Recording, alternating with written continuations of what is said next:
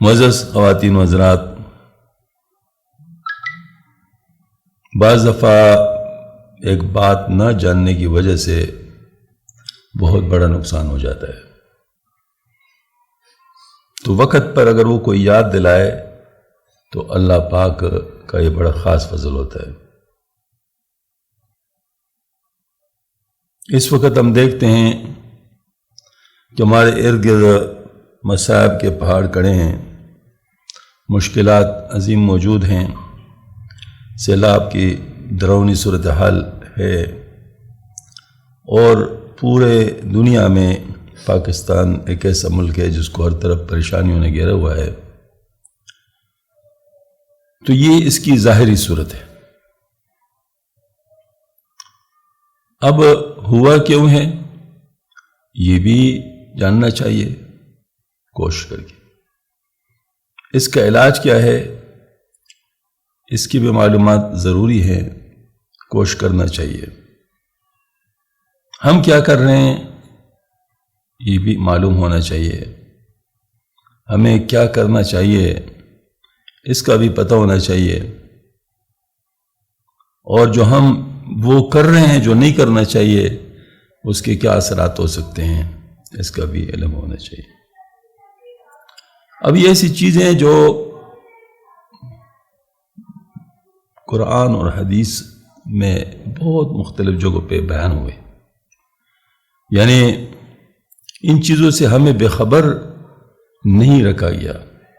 ان قرآن میں یہ چیزیں موجود ہیں، احادیث شریفہ میں موجود ہے، علماء اس کو بیان کرتے ہیں، لیکن بعض دفعہ وقت پر کوئی چیز یاد نہیں رہتی جس کا نقصان ہو جاتا ہے۔ اب میں ذرا کچھ چند باتیں عرض کرنا چاہوں گا جس سے آپ کو خود ہی اندازہ ہو جائے گا کہ واقعتاً وقت پر نہ جاننے کی وجہ سے کتنا بڑا نقصان ہو سکتا ہے۔ اب دیکھ لیں، مصیبت آ گئی، تکلیف آ گیا، زلزلہ آ گیا، سیلاب آ گیا، یا کچھ اور مصائب پیش آ گئے، بیماری پھیل گئی، وبا۔ اب اس کا کیا وجہ ہو سکتی ہے، اور ہم اپنے اندر دیکھیں کیا وہ وجوہات موجود تو نہیں ہیں۔ تو سب سے پہلے بات یہ ہے کہ اللہ جل شانہ نے ایک نظام بنایا ہوا ہے اسباب کا۔ کچھ اسباب ظاہری ہیں، کچھ اسباب مخفی ہیں۔ آپ خوش لکڑی کو آگ دکھائیں گے تو آگ پکڑے گی، یہ ظاہری سبب ہے۔ سیلاب آئے گا تو گھر ڈوبیں گے، ظاہری بات ہے۔ انسان محتاط نہیں چلے گا، کسی گڑھے میں گر سکتا ہے، ظاہری بات ہے۔ ٹریفک رولز پہ عمل نہیں کرے گا، ایکسیڈنٹ ہو سکتا ہے، ظاہری بات ہے۔ یہ ساری باتیں ہمارے لیے سامنے ہیں، اس پر ہمیں باقاعدہ یقین بھی ہے۔ لیکن کوئی زکوٰۃ نہیں دیتا، اس کا کیا مسئلہ ہو سکتا ہے، یہ ظاہری بات نہیں ہے۔ کوئی زنا میں مبتلا ہوتا ہے، اس سے کیا ہوتا ہے، یہ ظاہری بات نہیں ہے۔ جھوٹ عام ہو جاتا ہے، اس سے کیا ہوتا ہے، یہ ہمیں معلوم نہیں، ظاہری بات نہیں ہے۔ رشوت اور سود کا کیا اثرات ہوتے ہیں، قرآن میں بتائیں گے، حدیث شریف میں بتائیں گے، لیکن ظاہری بات نہیں ہے۔ یعنی یوں سمجھ لیے آپ کو، یعنی ان باتوں پہ یقین کرنا پڑے گا، یہ نہیں کہ آپ کو وہ چیز نظر آ رہی ہوگی۔ تو یہ چیزیں ظاہر مطلب ہے کہ ہمارے سامنے ہیں۔ اب اس وقت کرنا کیا چاہیے جب اس قسم کے طوفان، مشکلات، سیلاب، بیماریاں، یہ چیز آ جائے تو کرنا کیا چاہیے، یہ ایک الگ بات ہے۔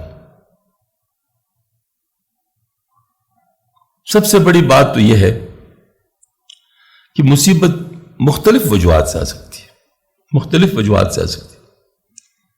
جیسے ابھی حدیث شریفہ سے ہمیں پتہ چلا ہے کہ بعض حضرات کو اللہ جل شانہ ایک خاص درجے تک پہنچانا چاہتے ہیں جو ان کے لیے لکھا گیا ہوتا ہے۔ یہ نیک لوگوں کی بات کر رہا ہوں، وہ اپنے علم سے اپنے عمل سے اس درجے تک نہیں پہنچ پاتے تو پھر ان پر کوئی مصیبت لائی جاتی ہے، تکلیف لائی جاتی ہے، اس پر وہ صبر کرتے ہیں اور اس کے ذریعے سے وہ اجر پا لیتے ہیں، اس درجے پہ پہنچ جاتے ہیں۔ یہ نیک لوگوں کی بات ہے، ایسا ہوا کرتا ہے۔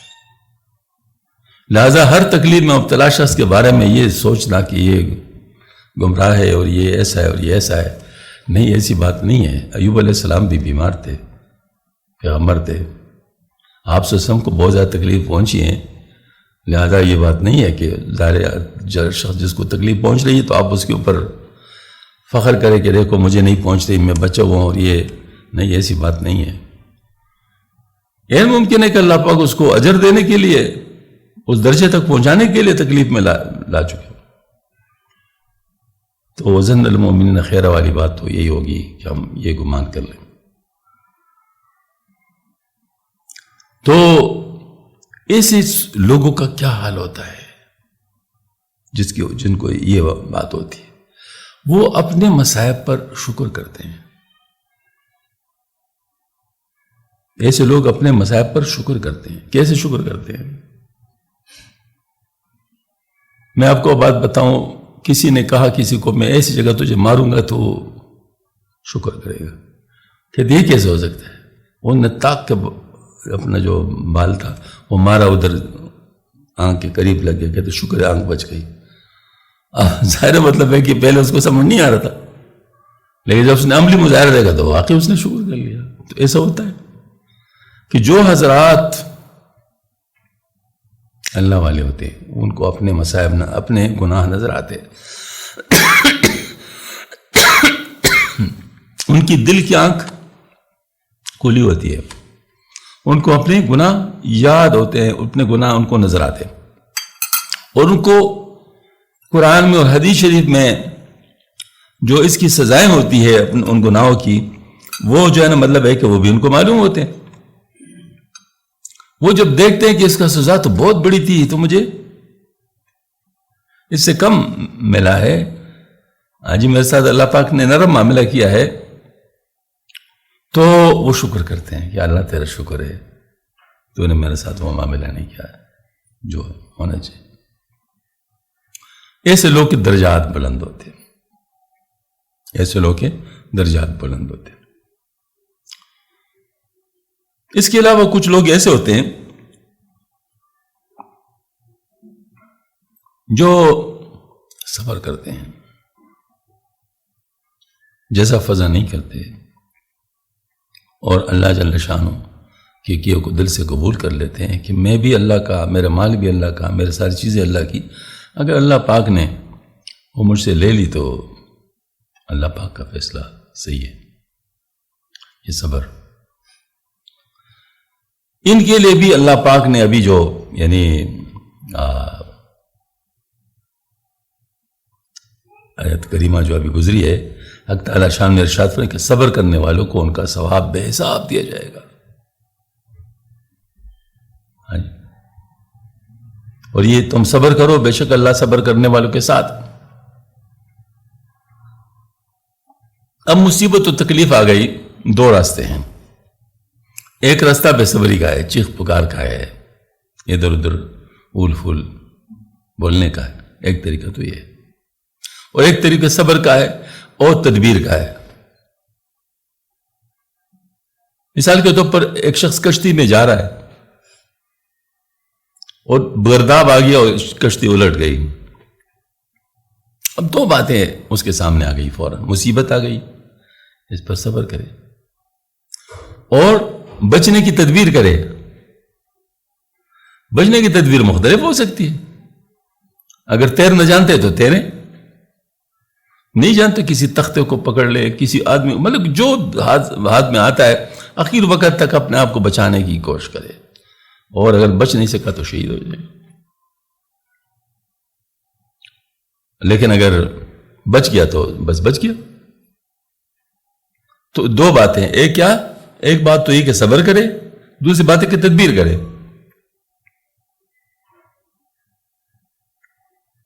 تو یہ طریقہ کار ہے، مطلب اس وقت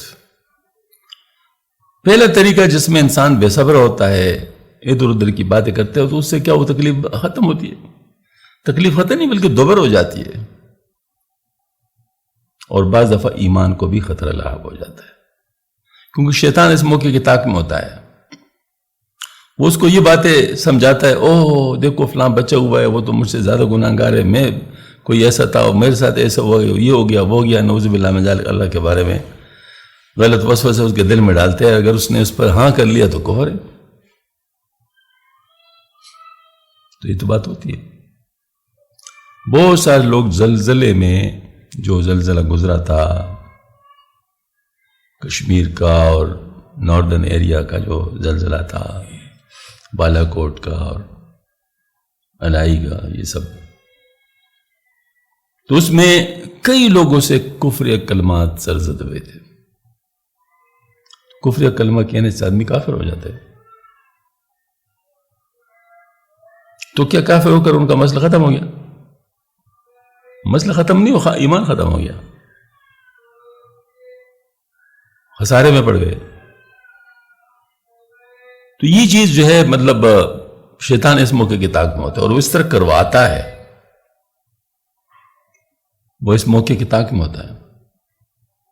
تو ایسی صورت میں ان قرآنی آیات اور احادیث شریفہ کو یاد رکھنا چاہیے جو تسلی کا سبب بنتے ہیں، جو تسلی کا سبب بنتے ہیں۔ ہماری جو زندگی ہے یہ تو اس وقت ایک ابتلا کی صورت میں ہے، یعنی ہمیں ابتلا کے لیے یہاں بھیجا گیا ہے، وَلِنَبْلُوَكُمْ أَيُّكُمْ أَحْسَنُ عَمَلًا، تاکہ تمہیں آزمائے کہ کون اچھا عمل کرتا ہے، تم میں سے کون اچھا عمل کرتا ہے۔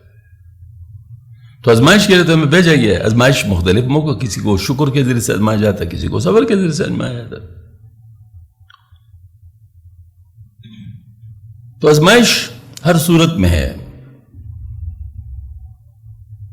تو اس لحاظ سے ہمیں وہ چیزیں یاد رہنی چاہیے جن کے ذریعے سے ہمیں تسلی ملے، جن کے ذریعے سے ہمارا ایمان بچے، جن کے ذریعے سے اللہ ہمارے ساتھ ہو۔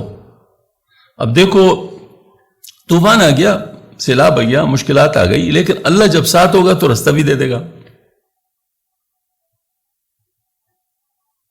تو ایسی صورت میں جو ہمارا سب سے بڑا ساتھی ہے، اگر اس سے ہم علیحدہ ہو جائیں تو ہمارے پاس رہا کیا؟ تو یہ بات ہمیں سمجھ میں آنے چاہیے کہ ایسے وقت میں ہمیں ہوش میں رہنا چاہیے، کوئی بات ایسی زبان سے نہیں نکالنی چاہیے جس کی وجہ سے اس قسم کے حالات ہو۔ گزشتہ زلزلے میں جو مسائل آئے تھے، وہاں وہ لوگ جو ٹرکوں پہ ان کے لیے امداد لے جاتے تھے، ان کو لوٹ لیتے اور کہہ لگاتے تھے۔ یہ ہے تباہی کی سامان، یہ تباہی کا سامان، یہ شامت اعمال ہے۔ ہاں جی، اور اپنے آپ کو وہ سمجھتے تھے کہ ہمیں مصیبت میں ڈالا گیا، تو گویا کہ مطلب ہم کسی چیز کی پرواہ نہیں ہے۔ اس قسم کی صورتحال مطلب دیکھی گئی ہے، کوئی ایسی بات نہیں۔ کشمیر میں ہم ایک مفتی صاحب کے پاس کچھ متاثرین کے لیے پیسے لے گئے تھے، تو ان سے میں نے ویسے کہہ دیا کہ ذرا بتانا کسی کو نہیں ہے۔ کہتے میں اپنے آپ کو مرواؤں گا جو بتاؤں گا، کسی کو پتہ چل گیا اس کا بعد پیسے آئے تو مجھے مار دیں گے۔ اس وقت یہ واقعات ہو رہے تھے، کہ کوئی مطلب انہونی بات نہیں تھی۔ اس کی مثال ہے جیسے آپ چوڑ چوک پہ جائیں اور کسی بیگر کو 5 روپے 10 روپے دے دیں، پھر اپنے آپ کو چھڑائیں، آپ ایک رش ہوگا تمہاری طرف، ادھر سے بھی ادھر سے بھی ادھر سے بھی، آپ حیران کہ میں نے کیا اپنے آپ کو پرسا لیا، راستہ ملنا مشکل ہو جائے گا۔ تو یہ بات مطلب اسی طرح ہے کہ انسان کسی کی مدد بھی نہیں کر سکتا، ایسا حالات پیدا ہو جاتے ہیں۔ تو بہرحال یہ ہے کہ ہم لوگوں کو بے صبری سے بچنا ہوگا، اور اس وقت میں تدبیر اہم ہے، تدبیر کرنا پڑے گا، اور صبر کرنا پڑے گا. یہ دونوں باتیں ضروری ہے.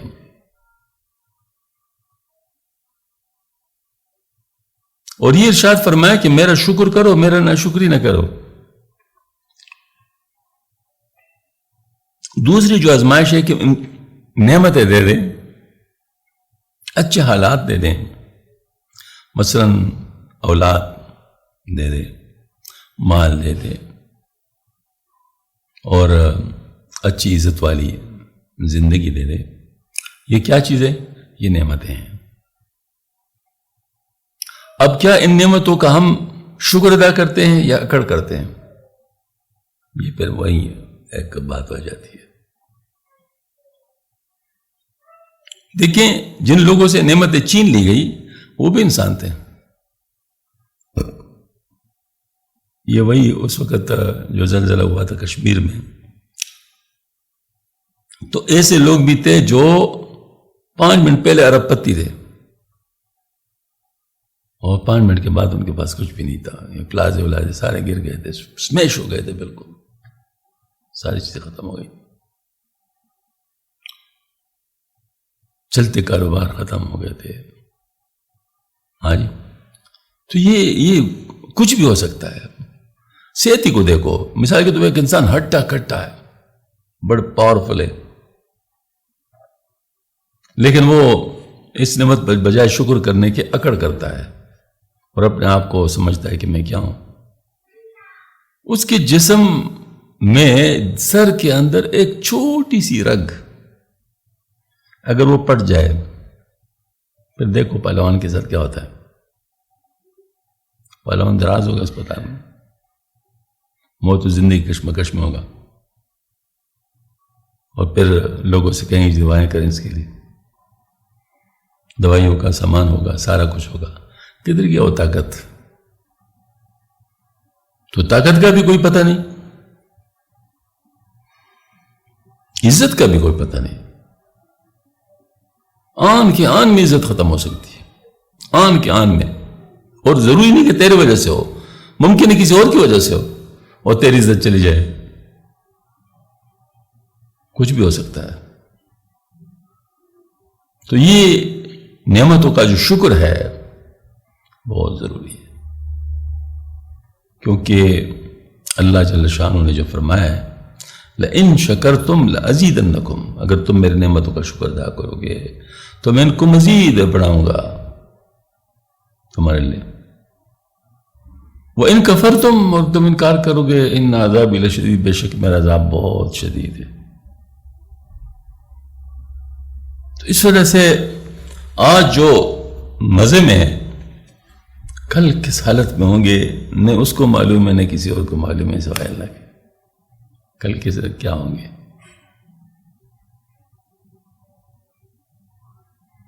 یہ افغانستان کا جو صدر تھا کچھ عرصہ پہلے کیسا تھا؟ آپ کدھر ہے؟ کیا اس کا بڑے مشکل سے بھاگے، اپنی جان بچا کے. تو کیا مطلب انسان کا؟ وہ سکندر مرزا صدر تھے ہمارے، اس نے کہا میں چاندی کی کشتی بناؤں گا اور اس میں علماء کو بٹھاؤں گا اور ڈباؤں گا اس کو. ہاں جی، خدا کی شان. اس کے خلاف بغاوت ہوئی اور ایران جا کے وہاں پر ایک ہوٹل میں منیجر ہو گیا. ساری زندگی اس طرح گزاری، بے قسم پرسی میں فوت. یہ انسان کی زندگی کیا آدمی کہہ سکتا ہے؟ ہاں جی. تو یہ بات ہے کہ ہم لوگوں کو ان باتوں سے سبق لینا چاہیے. تاریخ میں ایسے حالات اور واقعات ہیں جو ہمیں ان چیزوں کے اوپر یقین دلاتا ہے. قرآن میں بھی یہ وہ حالات ہیں. قارون کو دیکھیں. قارون اپنے آپ کو کچھ سمجھتا تھا اور کہتا تھا کہ میں نے اپنے علم ہنر سے یہ سارا کچھ کمایا ہے، میں اس پہ زکوٰۃ کیوں دوں؟ تو پھر اللہ جل شانہ نے اس کو زمین میں دنسوا دیا. تو اس نے کہا کہ اس لیے کہ میرا مال پہ نظر ہے، یعنی موسیٰ علیہ السلام کا، تو اس کا سارا مال بھی اس کے سر پہ رکھوا دیا گیا کہ تو بھی اس کے جاؤ، تیرا مال بھی تیرے ساتھ ہے، اور کو گیا. تو یہ کیا ہے مطلب؟ ظاہر شکر نہیں کیا، نعمتوں کا شکر نہیں کیا. تو نعمتوں کا شکر کرنا یہ بھی، اور کمال کی بات یہ ہے کہ صبر کرنے والا شاید آپ کو مل جائے آسانی سے، شکر کرنے والے بہت کم ملتے ہیں.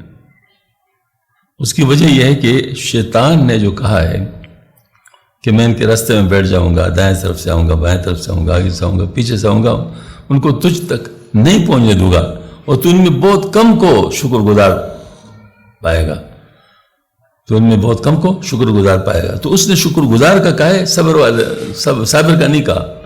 ہاں جی، اس کا مطلب یہ ہے کہ شکر کرنے والے بہت کم ہوتے ہیں. اور اب ذرا غور سے دیکھیں، دنیا میں شکر کرنے والے زیادہ ہے، صبر کرنے والے زیادہ ہے. حالانکہ شکر کس چیز پر ہوتی ہے؟ نعمت پر ہوتی ہے. تو نعمت تو اس کو پہلے سے ملی ہوئی ہے، صرف شکر ہی کرنا ہے نا، یعنی اس کو اللہ کی طرف سے ماننا ہے اور پھر اللہ کا حکم اس میں ماننا ہے، یہی شکر ہے. تو شکر کرنا ہے، لیکن شکر کرنے والے آپ کو بہت کم ملیں گے. اچھا، حکم اللہ کے حکم ماننے میں اس میں کیا ہے؟ مثلا 100 روپیہ آپ کے پاس ہے، تو آپ 97 میں آپ خود اپنے ذات پہ خرچ کر لیں، 2.5 روپے جو ہے نا اللہ تعالیٰ کے راستے میں دے، اور وہ بھی غریبوں کو دے. اللہ پاک تک تو نہیں پہنچتے یہ چیز، کسی غریب کا بھلا ہوگا نا. تو آپ اس میں اللہ کا حکم پورا کر لیں گے. اچھا، آپ کے اوپر فرض ہو، حج کر لو. یعنی مینیمم چیز جو ہے وہ فرائض کو پورا کرنا ہے، تو فرائض آپ پورا کر لیں تو آپ ظاہر اس میں شکر شامل ہو جائے گا. لیکن اس کے لیے لوگ تیار نہیں ہیں. کتنے لوگ ہیں جن پہ حج فرض ہوتا ہے، لیکن ان کے لیے حج کرنا ایسا مشکل ہوتا ہے کہ بس پتہ نہیں کیا ہو جائے گا، ان کا مال سارا ختم ہو جائے گا اس میں. حالانکہ تجربہ ہے کہ جو حج پہ جاتا ہے، عمرے پہ جاتا ہے، اس کا مال کم نہیں ہوتا بلکہ بڑھتا ہے. لیکن بہرحال ایسا ہوتا ہے، لوگ اس میں گھبراتے ہیں. تو لئن شکرتم لازیدنکم، اگر تم میری نعمتوں کا شکر ادا کرو گے تو میں ان کو مزید بڑھا دوں گا. وَإِن كَفَرْتُمْ إِنَّ عَذَابِي لَشَدِيدٌ، اگر تم اس انکار کرو گے تو پھر بے شک میرا عذاب شدید ہے.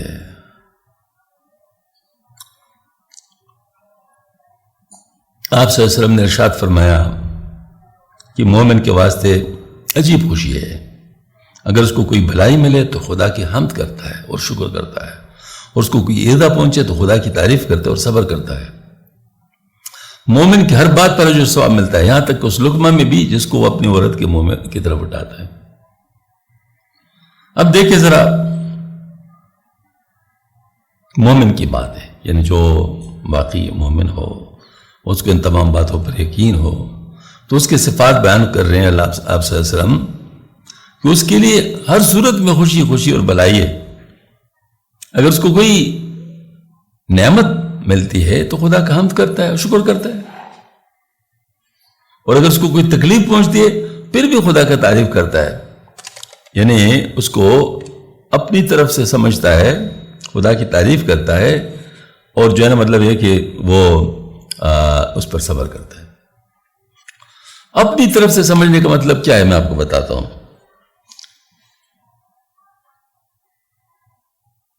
ظہر الفساد فی البر والبحر بما کسبت ایدی الناس، اللہ پاک نے قرآن پاک میں فرمایا کہ فساد برپا ہو گیا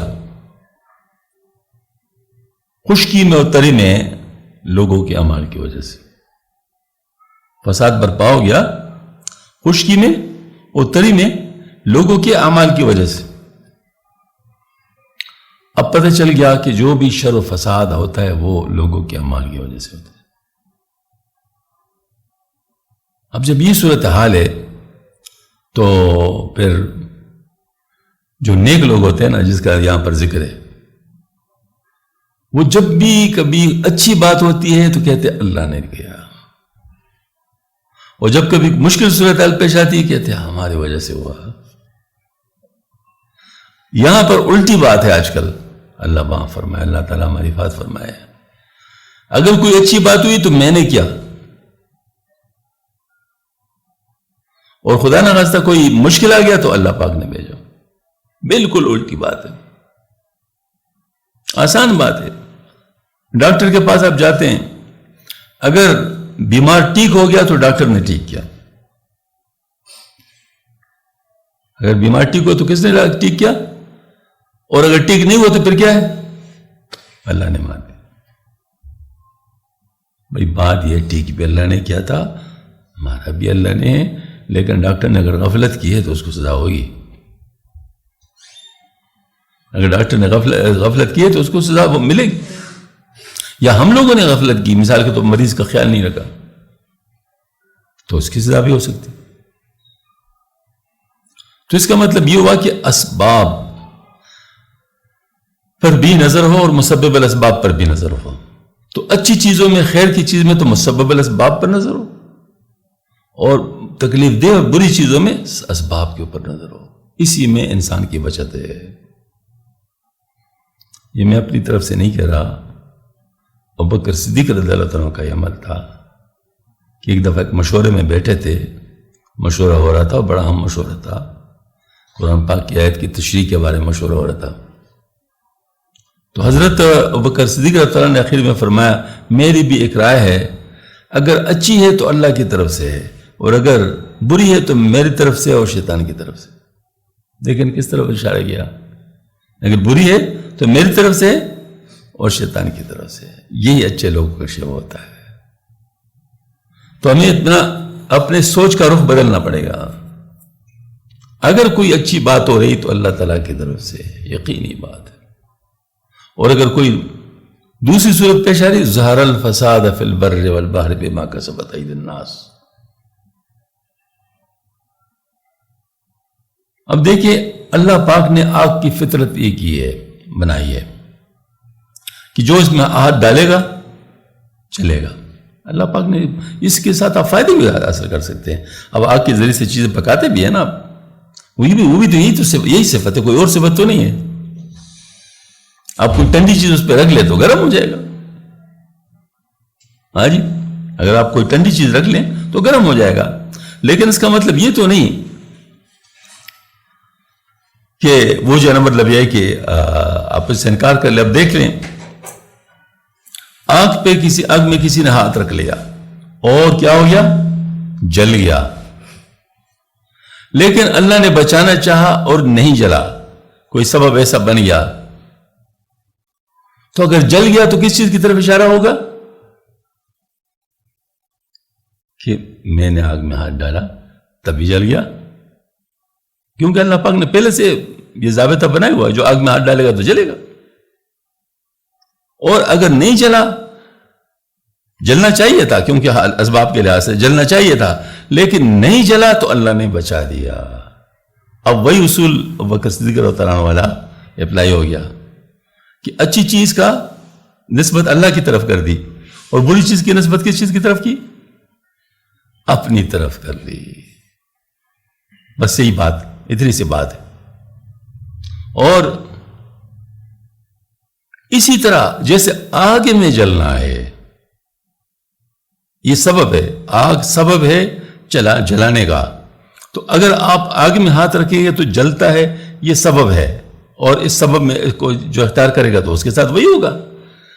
لیکن مطلب جانے کہ وہ اللہ پاک اس پر قادر ہے کہ اسے نہ جلوائے. دوسری طرف گناہ کی یہی حالت ہے کہ جو گناہ کرتے آگ میں جلے گا، یعنی جہنم میں جلے گا. قانون ہے، اللہ پاک نے بنایا ہوا ہے. لیکن اگر اللہ پاک بخشتے اور بچا لے تو کس نے بچایا؟ اللہ نے بچایا. بس یہی بات ہے. چیز ایک ہی ہے، یہ بھی سبب ہے، وہ بھی سبب ہے، اور اللہ پاک مسبب الاسباب ہے. تو مسبب الاسباب اسباب کا محتاج نہیں ہے، اسباب پر حاکم ہے. اسباب اس نے بنائے ہیں، لہذا اسباب ہم اختیار کریں گے، یہ تدبیر ہے. نتیجہ اللہ پاک پیدا کرے گا، یہ تقدیر ہے. سمجھ میں آئی نا بات؟ تو تدبیر و تقدیر جمع ہو گیا. تو اسی طریقے سے اللہ جل شانہ نے جو حالات پیدا کیے ہیں، تو یا حالات اچھے ہوں گے یا برے ہوں گے. دو باتیں ہو سکتی ہیں، کسی بھی وقت دو باتیں ہو سکتی ہیں، یا حالات اچھے ہوں گے یا برے ہوں گے. اگر حالات اچھے ہیں تو اس کا بھی ایک طریقہ بتایا گیا کہ اس پہ شکر کرو. تو ہوگا کیا؟ لئن شکرتم لازیدنکم. اگر تم شکر کرو گے تو میں تمہاری نعمت کو مزید بڑھا دوں گا. واللہ یحب الشاکرین، اللہ پاک شکر کرنے والوں کو پسند فرماتے ہیں. ومن یشکر فلنفسہ، جو شکر کرتا ہے اپنے آپ کے لیے کرتا ہے. قرآن پاک کی آیت ہے. تو پتہ چلا کہ اس وقت اچھے حال اگر میرے اوپر آ گئے ہیں تو اس کا لازمی نتیجہ کیا ہونا چاہیے؟ مجھے شکر کرنا چاہیے. لیکن ہو کیا رہا ہے اس وقت؟ اگر کسی کو اچھے مطلب حالت نصیب ہو جائے یا اچھی صحت نصیب ہو جائے، مال نصیب ہو جائے، مکان نصیب ہو جائے، اور ان کی مطلب خوشیاں ان کو مل جائے، تو کیا کرتا ہے؟ وہ اللہ کو بھول جاتا ہے. ناراض نہ ہونا، میں بہت موٹی سی مثال دینے والا ہوں، اس پہ سب کو پتہ چل جائے کہ ہم کیا کرتے ہیں. شادی کا جو موقع ہوتا ہے، ایک کیسا موقع ہوتا ہے؟ خوشی کا موقع ہوتا ہے نا. یہ خوشی کس نے دی؟ اللہ نے دی. بھئی بیٹے کی ہے بیٹی کی ہے، دونوں اللہ نے دی ہے نا. تو خوشی آپ کو اللہ پاک نے دی. اب اس شادی کے موقع پر آپ خوش کس کو کرنا چاہتے ہیں؟ کیا اللہ کو خوش کرنا چاہتے ہیں؟ کس کو خوش کرنا چاہتے ہیں؟ یا اپنے نفس کو خوش کرنا چاہتے ہیں، یا شیطان کو خوش کرنا چاہتے ہیں؟ اس کے علاوہ کون سی چیز ہے؟ اب خوشی دے اللہ نے، لیکن خوش کرنا چاہتے اس کے دشمن کو اور اپنے دشمن کو. تو اب اس کی وجہ سے اگر فساد آ جائے، ظہر الفساد فی البر والبحر بما کسبت، تو کیا بعید ہے، کیا بعید ہے. تو اب یہ بات ہے کہ اس وقت طریقہ کیا ہے کہ اگر کوئی نعمت ہمیں ملتی ہے تو دی اللہ نے ہوتی ہے، اور اس پر اکڑ اور سمجھتے کہ ہو میرے پاس کیا ہے، میرے پاس تو یہ طاقت ہے، میں یہ کر سکتا ہوں، میں وہ کر سکتا ہوں، میرے قلم میں طاقت ہے، میں رسوخ رکھتا ہوں، میں مطلب یا زبان میں طاقت ہے، مطلب ساری طاقت اللہ نے دی ہے. لیکن آپ سمجھتے کیا ہے؟ نتیجہ کیا ہوا؟ بجائے اس چیز کو اپنے حق میں کرنے کی اپنے مخالف کر دیا. وہی چیز جو تجھے اللہ کا بنا سکتی تھی، اس نے تمہیں اللہ سے دور کر دیا. تو اس لیے ان چیزوں کا استحضار ضروری ہے، فوری طور پر استحضار ضروری ہے. یہ نہیں کہ بعد کتاب دیکھنا پڑے، نہیں، کتاب والی باتیں تو بعد میں ہیں. استحضار اس کو کہتے ہیں کہ موقع پہ آپ کو پتا ہو، موقع پہ آپ کو پتا ہو کہ کیا کرنا چاہیے. تو یہ طرح مطلب یہ ایسی عادت ہونی چاہیے، ایسا طریقہ ہونا چاہیے، ایسا مزاج ہونا چاہیے کہ انسان اس وقت شکر کر لے، الحمدللہ. یہ بات ہے. تو مومن کا طریقہ یہ فرمایا کہ مومن کے واسطے عجیب خوشی ہے. اس کو کوئی بلائی ملے تو خدا کی حمد کرتا ہے اور شکر کرتا ہے، اور اس کو کوئی ایذا پہنچے تو خدا کی تعریف کرتے، پھر بھی خدا کی تعریف کرتے، میری وجہ سے ہوا. وہی ظاہر فساد بالبر والبحر بما کسبت ایدی الناس، پتہ ہے میری وجہ سے ہوا، مجھ سے کوئی غلطی ہوئی، کوئی مسئلہ ہوا. تو ظاہر مطلب ہے کہ کیا کرتے؟ استغفار شروع کر لیتا ہے اور اللہ کی تعریف کرتا ہے کہ تو بچانے والا ہے. استغفر اللہ ربی من کل ذنب واتوب الیہ، استغفر اللہ الذی حی، وہ جو ہے نا مختلف قسم کے استغفار ہے. اب یہ آپ دیکھیں اس میں اللہ پاک کی تعریف ہوتی ہے اور اپنے گناہوں کا استحضار ہوتا ہے. تو یہ بات ہے. تو اس وقت پھر کیا ہوتا ہے؟ مومن کو ہر بات پر اجر و ثواب ملتا ہے، یہاں تک کہ اس لقمہ میں بھی جس کو اپنے عورت کے منہ کی طرف اٹھا کر دیتا ہے اس پر بھی اجر ملتا ہے. حالانکہ اس کے نفس کی خوشی بھی اس میں شامل ہے، لیکن چونکہ من جانب اللہ اس کی اجازت ہے اور حرام سے بچنے کا ذریعہ ہے، لہذا اس پر بھی اجر مل رہا ہے. یہ ہے اللہ تعالیٰ کی. آپ صلی اللہ علیہ وسلم نے ارشاد فرمایا کہ اللہ تعالیٰ نے عیسیٰ علیہ السلام سے ارشاد فرمایا، اے عیسیٰ میں تیرے بعد ایسی امت بھیجنے والا ہوں کہ جب اس کو پسندیدہ چیز ملے گی تو خدا کا شکر کرے، اور جب ان کو ناپسند بات پیش تو تب بھی ثواب چاہیں اور صبر کریں گے، حالانکہ ان میں نہ علم ہوگا نہ عقل ہوگی. ان نے یعنی عیسیٰ علیہ السلام نے عرض کیا یہ کام کیسے ہو جائے گا جب ان کو نہ علم ہوگا نہ عقل ہوگی؟ ارشاد فرمایا کہ میں ان کو اپنے علم اور علم میں سے دے دوں گا. یعنی بظاہر میں عقل وغیرہ نہیں ہوگی لیکن ان کو معمولی خیال کریں، مگر ان کا باطن رحمت خداوندی سے معمور ہوگا۔ بہت سارے سعادت دل لوگ ہوتے ہیں، اللہ کے بڑے قریب ہوتے ہیں، اور یہ ہوشیار لوگ ان کو بڑی حقارت کے ساتھ دیکھتے ہیں۔ جو ذہین لوگ ہوتے ہیں نا، ان کو بڑی حقارت کے ساتھ دیکھتے ہیں، لیکن ان کا دل چونکہ اس نعمت سے معمور ہوتا ہے، لہٰذا ان وقت پر وہ کام کرتے ہیں جو اللہ چاہتا ہے، اور ہوشیار لوگ ادھر دوسری چیزیں سوچنا شروع کر لیتے ہیں۔ بہت سارے ذہین لوگ اپنے ذہانت کی وجہ سے مار کھاتے ہیں، کیونکہ ذہانت کو صحیح استعمال نہیں کرتے۔ ذہانت بری چیز نہیں، بہت اچھی چیز ہے، لیکن استعمال پر موقوف ہے۔ چوری جتنی تیز ہوگی تو اس کی صفت ہے، لیکن استعمال کس چیز کے لیے ہو رہی ہے وہ اس کا نتیجہ ہے۔ غلط چیز کے لیے استعمال ہوگا تو بہت بری طرح استعمال ہوگا، اچھی چیز کا استعمال تو بہت اچھی طرح استعمال ہوگا۔ گاڑی بہت تیز ہے، زبردست پاورفل ہے، زبردست گاڑی ہے، اگر آپ کنٹرول نہ کریں تو بہت خطرناک ایکسیڈنٹ ہوگا اس سے۔ ہاں جی، اور اگر آپ اس کو صحیح طریقے سے چلائیں تو آپ کے لیے بہت بڑی نعمت ہے۔ بس اس طریقے سے اللہ پاک نے آپ کو جو صفات دی ہیں، اگر آپ ان کو صحیح طور پر استعمال کر لیں تو پھر تو بات ٹھیک ہے۔ امام حنیفہ رحمۃ اللہ بھی بڑے ذہین تھے، امام شافعی رحمۃ اللہ بھی بڑے ذہین تھے، امام مالک رحمۃ اللہ بھی بڑے ذہین تھے، امام احمد بن حنبل رحمۃ سے بھی بڑے ذہین تھے، شیخ عبد القادر جیلانی رحمۃ سے بھی بہت بڑے ذہین تھے۔ یہ سب بڑے ذہین لوگ تھے، لیکن انہوں نے اپنی ذہانت کس چیز کے لیے استعمال کیا؟ اللہ پاک کی رضا کے لیے استعمال کیا۔ دوسری طرف قارون بھی بہت ذہین تھے، آئنسٹائن بھی بہت ذہین تھے، نیوٹن بھی بہت ذہین تھے، ہاں جی، یہ سکندر اعظم جو تھی بھی بہت ذہین تھے۔ یہ سارے لوگ ذہین تھے، لیکن انہوں نے اپنی ذہانت کس چیز کے لیے استعمال کیا؟ اللہ سے دوری کے لیے، شیطان کی بات ماننے کی۔ نتیجہ کیا ہوا؟ کدھر چلے گئے؟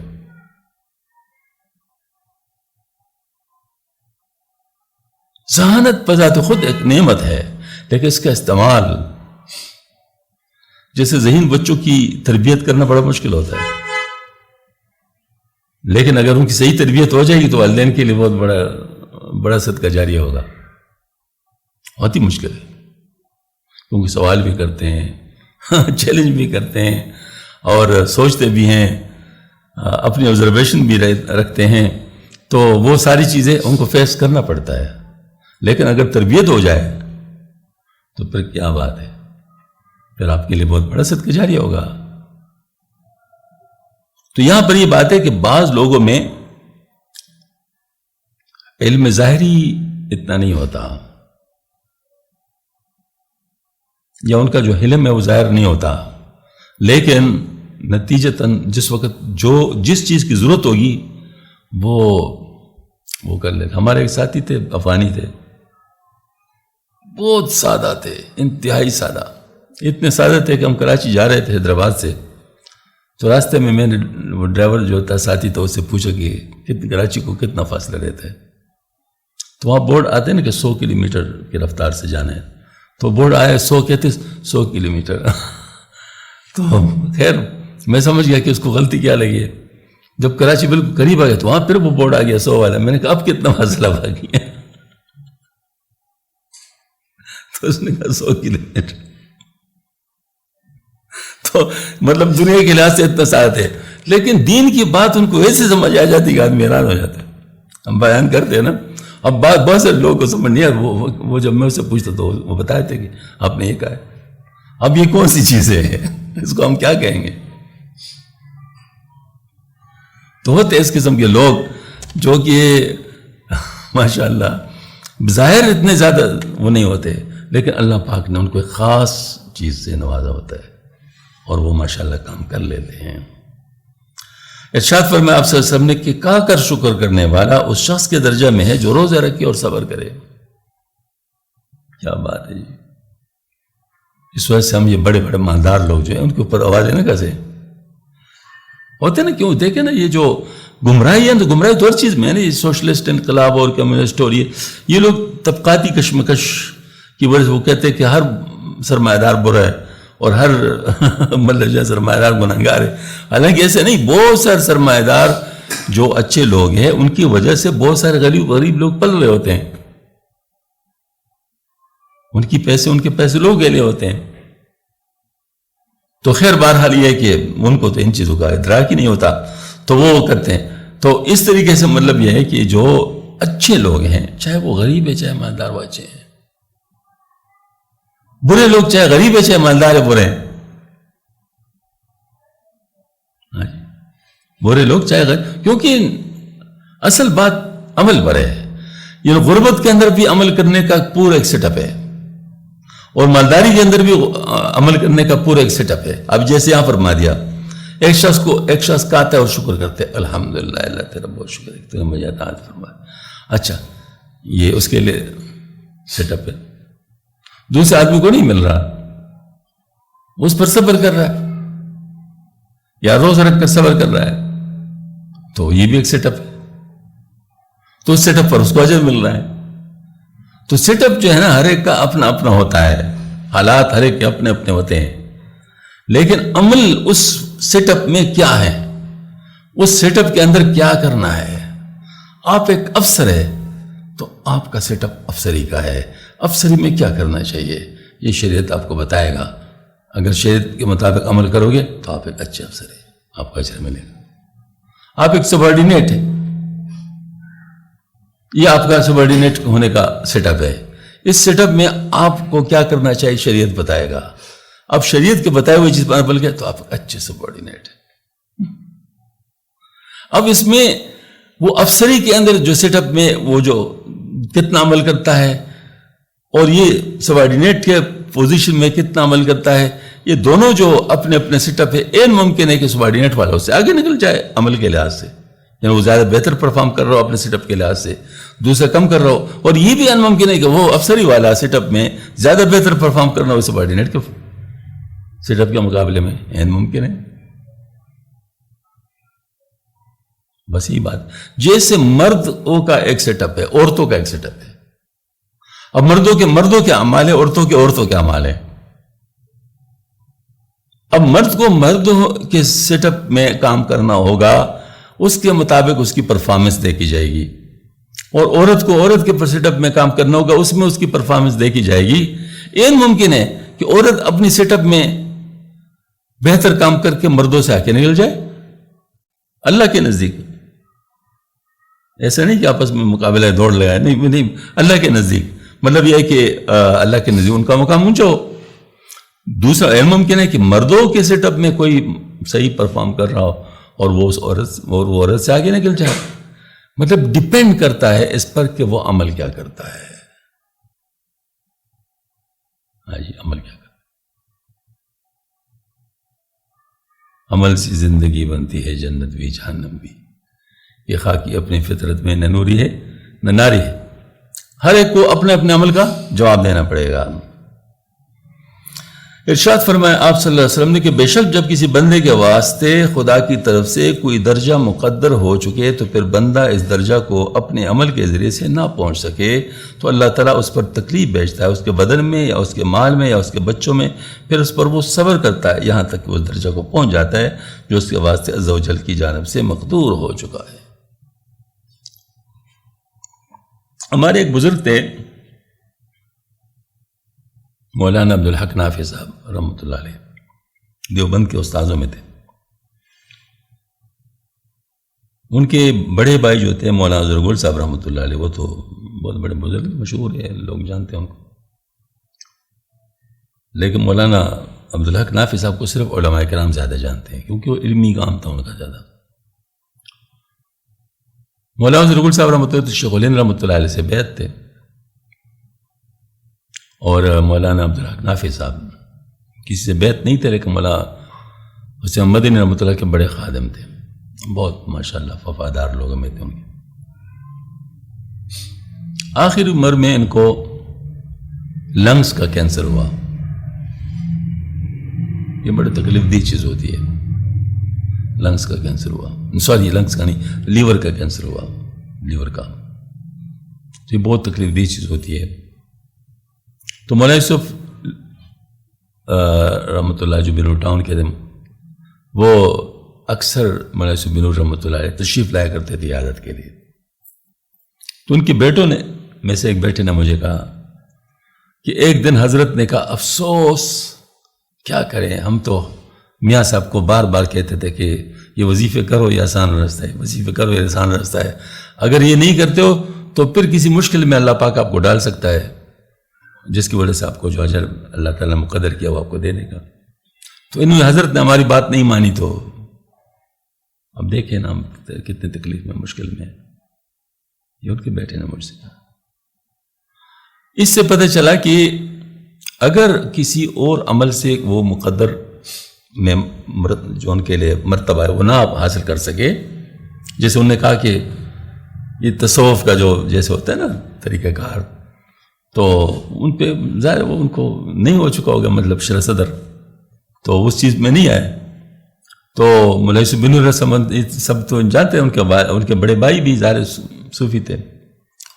تو یہ بات تھی کہ حضرت نے اپنی ریڈنگ بتائی کہ اگر اس راستے پہ آتے تو اس میں ان پہ غیر اختیاری مجاہدات کم آ سکتے تھے، کیونکہ اختیاری مجاہدات اس میں ہوتے ہیں نا، اس کے ذریعے سے کام چل پڑتا ہے۔ تو بعض دفعہ ایسا ہوتا ہے کہ اختیاری مجاہدات اگر آدمی نہ کرے تو پھر غیر اختیاری مجاہدے میں کسی کو ڈالا جاتا ہے اور پھر اسی میں اس کو اٹھایا جاتا ہے اور اس کو وہ چیز مل جاتی ہے، ٹھیک ہے نا۔ تو یہ ایک بات ہے، غیر اختیاری مجاہدات بھی ہوتے ہیں، کبھی پریشانی بیماری کی، کبھی کوئی کاروبار میں نقصان ہو گیا، کوئی اور چیز ہو گیا، تو اس پر جب صبر کر لیتے ہیں تو اللہ پاک اس کو درجہ عطا فرما دیتے ہیں۔ یہ بھی چیز ہے۔ اللہ جل شانہ ارشاد فرماتے ہیں، اے مخاطب کیا تو نے نہیں دیکھا کہ کشتی دریا میں اللہ کی نعمت سے جاری ہوتی ہے،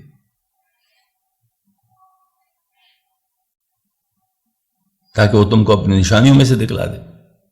بے شک اس میں ضرور نشانیاں ہیں صبر کرنے والے شکر گزار کے لیے۔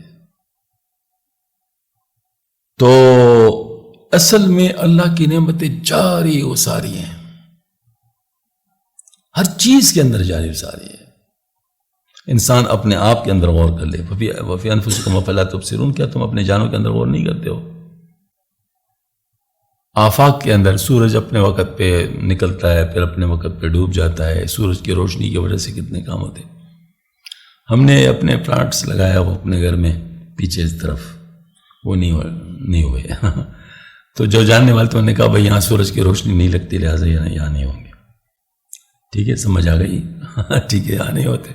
اب دیکھیں سورج کی روشنی کی ہم قدر نہیں کرتے، جو مفت میں اتنی سورج کی روشنی مل رہی ہے، کبھی ہم نے اس کی قدر کی؟ لیکن جہاں پر مسئلہ ہوا پتہ چل گیا اچھا یہ سورج کی روشنی نہ ہونے کی وجہ سے مسئلہ ہوا، تو ہمیں پھر قدر آ گیا، وہ سورج کی روشنی بہت بڑی چیز ہے۔ اس طریقے سے ماشاءاللہ یہ آپ حیران ہوں گے۔ میں ایک بات آپ کو آج بتانا چاہتا ہوں، یہ جو ہمارا کرۂ ارض ہے نا، کرۂ ارض، اس کی ارد گرد ایک غلاف ہے پورا ہوائی کا، یعنی ہوا کی ایک بلینکٹ ہے۔ اس بلینکٹ کا یہ کام ہے کہ جیسے دیکھیں نا آپ لحاف اپنے اوپر ڈالتے ہیں سردیوں میں، تو کیا خیال ہے لحاف میں ہیٹر لگا ہوتا ہے؟ لحاف میں ہیٹر لگا ہوتا ہے؟ ہیٹر نہیں لگا ہوتا، وہ آپ کی جسم کی حرارت کو مینٹین رکھ لے، مطلب وہ باہر نہیں جانے دیتا، لہٰذا وہی جسم کا حرارت تھوڑی دیر کے اندر آپ کو گرم کر دیتا ہے۔ اب تھوڑی دیر کے بعد آپ کو راحت محسوس ہوتی ہے، کیونکہ اب آپ کے جسم کی حرارت جو تھی وہ آپ کی ارد گرد اس فضا کے اندر رچ بس گئی، تو اب آپ کے لیے وہ گرم فضا بن گئی۔ اگر ایسے ہوتی آپ اس کو کھلا سوتے تو آپ کو سردی لگتی، کیونکہ جو آپ کی جسم کی حرارت تھی وہ ڈسیپیٹ ہوتی، مسلسل ایسی ڈسیپیشن ہوتی رہتی۔ تو یہ جو کرۂ ہوائی ہے بالکل بلینکٹ کا کام کرتا ہے۔ اس وقت سورج کی جتنی روشنی پڑتی ہے زمین کے اوپر پر سکوائر میٹر کے لحاظ سے، انٹینسٹی جو لائٹ کی ہے، مطلب گرمی کی، اس کے حساب سے اس کا average temperature -20 degree centigrade ہے، -20 ڈگری سینٹی گریڈ ہے۔ اگر کرۂ ہوائی نہ ہوتی، کرۂ ہوائی کی وجہ سے +20 ڈگری سینٹی گریڈ ہے۔ +20 ڈگری سینٹی گریڈ میں سارے لوگ زندہ رہ سکتے ہیں۔ -20 ڈگری سینٹی گریڈ کے ایوریج میں کوئی بھی زندہ نہیں رہ سکتا تھا. سمجھ میں آ گئی نا بات؟ تو اللہ پاک نے اس کرۂ ہوائی کو آپ کے لیے حفاظت کا ایک ماشاءاللہ نظام بنایا ہوا ہے. یہ دیکھ اللہ کی قدرت ہے.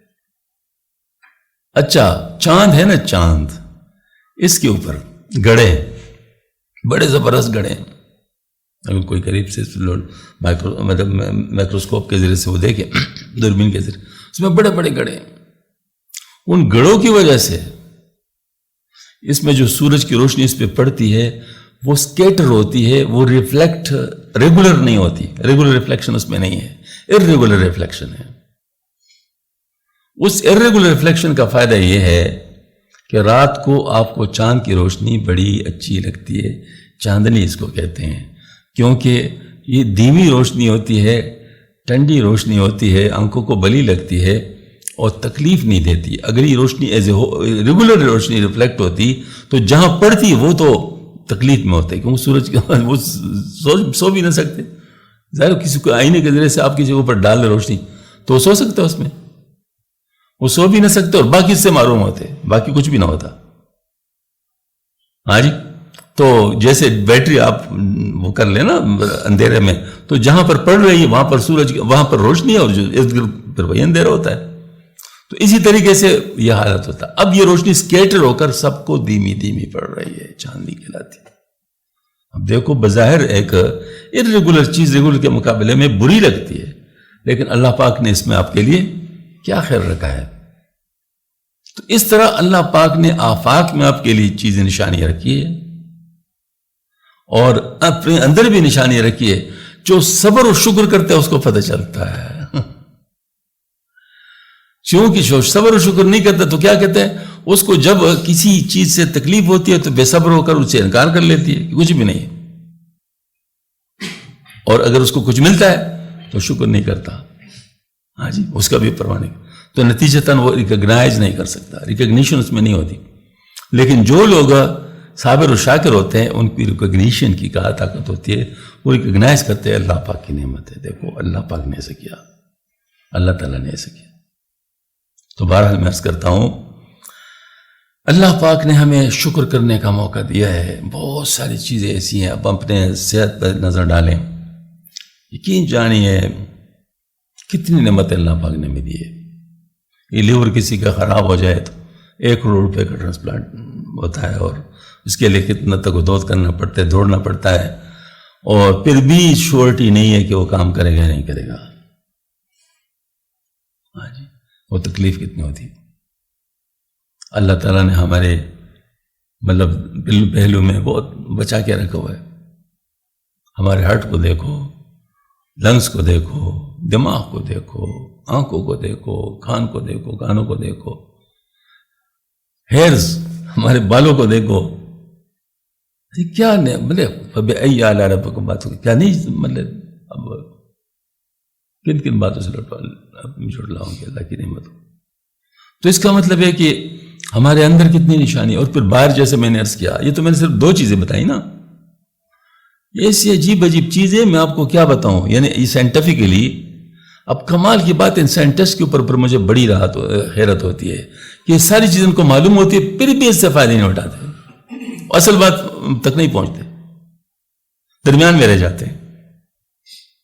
حالانکہ اللہ پاک نے ان کے لیے بہت کھلا میدان رکھا ہوا ہے.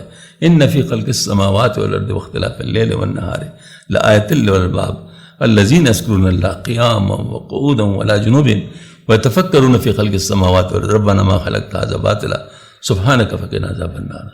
بے شک کائنات کی تخلیق میں اور دنوں کے الٹ پیر میں عقل مندوں کے لیے نشانیاں ہیں. لیکن یہ عقل مند کون لوگ ہیں؟ یہ وہ لوگ ہیں جو کڑے بیٹھے لیٹے ہر حال میں اللہ کو یاد کرتے ہیں. ہاں جی، اور غور کرتے ہیں کائنات کی چیزوں میں، غور کرتے ہیں، غور و فکر کرتے ہیں، اور ان کے دل سے بے ساخت آواز آتی ہے ربنا ما خلقت ھذا باطلا، تو ان تمام چیزوں کو بے فائدہ نہیں پیدا کیا. سبحانک، تو پاک ہے ان تمام چیزوں سے. فقنا عذاب النار، پس ہمیں عذاب جہنم سے نجات عطا فرما. اس وقت افسوس کی بات ہے کہ سائنسدانوں کی کتنے پیپرز پبلش ہو رہے ہیں، کسی پیپر میں اللہ کا نام آتا ہے؟ کسی پیپر میں اللہ کا نام آتا ہے؟ مسلمانوں کی بات کر رہا ہوں، کافروں کی تو بات ہی نہیں کر رہا. مسلمان سائنسدانوں کے پیپر میں اللہ کا نام آتا ہے؟ نہیں آتا. تو جو اللہ کو بھول کر ریسرچ کر رہے ہوتے تو گدے ہیں، گدے ہیں بالکل. ان کو میں گدے سمجھتا ہوں، ان کو بالکل عقل نہیں ہے. گدے بھی ایک جانور ہے، اس کو تو کچھ بھی نہیں ہوگا نا، بس مر گیا تو مر گیا. ہاں، لیکن یہ گدے جو مرے گئے ان کو بہت کچھ بھگتنا پڑے گا، بھگتنا پڑے گا کہ اللہ کے نام کو کیسے بھولتے ہیں یہ لوگ. ساری چیزیں اللہ کی، یہ صرف ڈسکور کرتے کہتے میں نے یہ کیا، میں نے یہ کیا، میں نے یہ کیا. کسی کے قلم پر یہ نہیں آتا کہ اللہ نے یہ کیا، اللہ نے یہ کیا، اللہ نے یہ کیا. یہ کیا وجہ ہے؟ تو اس کا مطلب ہے کہ ہم لوگوں کو اپنے طریقوں کو بدلنا پڑے گا. اللہ کے بننے کے لیے صرف دو ہی باتیں چاہیے، صرف دو ہی باتیں چاہیے. کوئی بہت زیادہ پہاڑ نہیں سر کرنا ہوتا، دو ہی باتیں چاہیے. وہ کیا ہے؟ ایک ایمان ہے اور دوسرا تقویٰ ہے. اس کے علاوہ کون سی بات اللہ پاک نے مانگی ہے؟ ایمان ہے اور تقویٰ ہے. الا ان اولیاء اللہ خوف علیہم ولا هم يحزنون الذین آمنوا وكانوا يتقون. آگاہ جو اللہ والے ہیں، جو اولیاء اللہ ہیں، ان کے اوپر نہ خوف ہوگا نہ وہ غمگین ہوں گے. اور ساتھ یہ فرمایا یہ وہ لوگ ہوں گے جو ایمان لا چکے ہوں گے، جنہوں نے تقویٰ اختیار کیا. ایمان کے ساتھ تقویٰ ملا دو تو ولایت ہے، اللہ کا ولی ہے. لہٰذا ہم لوگوں کو تقویٰ حاصل کرنے کے لیے جو محنت ہے، جس کو عرف عام میں تصوف کہتے ہیں، اس کو بھی لوگ آج کل بہت انڈر اسٹیمیٹ کرتے ہیں. سمجھتے کوئی پرسراریت کی بات ہے. بھائی کیا پرسراریت ہے؟ قرآن پرسراریت کی کتاب ہے. قرآن تو بالکل آیت بینات ہے، کھلی کتاب ہے. یہ تو پرسراریت والی بات نہیں ہے. تو قرآن میں جو چیز ہے اس کو حاصل کرنے کا پروسیجر ہے نا. سورہ شمس میں کیا ہے؟ تو یہ تو پرسراریت نہیں ہے، یہ تو کلی باتیں ہیں. کیا بات ہے؟ بھئی اپنے نفس کی اصلاح کر لو. نفس کے بارے میں قرآن کہتا ہے کہ نفس امارہ جو ہے برائی کی طرف مائل کرتا ہے، نفس لوامہ جو ندامت والا نفس ہوتا ہے، اور نفس مطمئنہ جو ماننے والا نفس ہوتا ہے. آپ نے نفس امارہ سے شروع کرنا ہے، نفس مطمئنہ پھر جانا ہے اس کو. اسی کو تصوف کہتے ہیں. تصوف کوئی منوز بلا مزار کوئی چیزدان تو نہیں ہے، کوئی ایسی چیز ہے جس کو آپ فائنڈ نہ کر سکے. سب سے بڑی بات یہ ہے کہ دیکھو جو اللہ والے ہیں، کم از کم جو منکر نہ ہونا تو ان کو اپنے سے اچھا سمجھتے ہیں نا، اپنے سے اچھا سمجھتے. ہم حضرت تانوی رحمۃ اللہ کو اپنے سے اچھا سمجھتے ہیں؟ نہیں سمجھتے. مولانا زکریا صاحب رحمۃ اللہ کو اپنے سے اچھا سمجھتے ہیں؟ نہیں سمجھتے. مولانا الیاس رحمۃ اللہ کو اپنے سے اچھا سمجھتے ہیں؟ نہیں سمجھتے. سمجھتے ہیں نا. شیخ عبد القادر جیلانی رحمۃ اللہ کو، ان سب حضرات کو اپنے آپ سے اچھا سمجھتے ہیں. یہ کس طریقے سے اس تک پہنچے؟ بس جس طریقے سے پہنچے یہی تصوف ہے نا. تو جس طریقے سے یہ پہنچے اس طریقے سے ہم بھی پہنچے، ہم بھی اسی راستے پہ چل پڑیں تو کام ہو جائے گا ہمارا انشاءاللہ. بس اسی پر ہی ہمیں کوشش کرنا چاہیے. اللہ جل شانہ ہم سب کو توفیق عطا فرما دے اور ہمیں قبول فرمائے اس راستے کے لیے. وآخر دعوانا الحمد للہ رب العالمین. ربنا تقبل منا انک انت السمیع العلیم وتب علینا انک التواب الرحیم.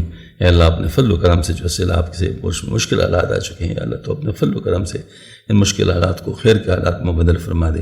یا اللہ اس پر جو توبہ کرنے کی ضرورت ہے، اللہ توبہ کرنے کی ہمیں توفیق عطا فرما دے. اے اللہ ہم توبہ کرتے تمام گناہوں سے، چھوٹے گناہوں سے بھی، بڑے گناہوں سے بھی، جو ہمیں معلوم ہے، جو معلوم نہیں، جو قصدن ہوئے، جو خطا سے ہوئے، جو ظاہر کے، جو باطن کے. اے اللہ تو اپنے فضل و کرم سے ہمارے سارے گناہوں کو بخش دے اور ہمارے توبہ کو مستحکم فرما دے. یا اللہ اس کے اوپر استقامت نصیب فرما دے. اور یا رب آئندہ کے لیے ہمیں ان گناہوں سے محفوظ زندگی عطا فرما دے. افراد تفریح سے بچا دے. جو خیر کا راستہ ہے وہی سمجھا دے. اللہم ارنا الحق الحق وارزقنا اتباعہ، ورنا الباطل باطل وارزقنا اجتنابہ. یا اللہ اپنے حبیب پاک صلی اللہ علیہ وسلم کی میت پاک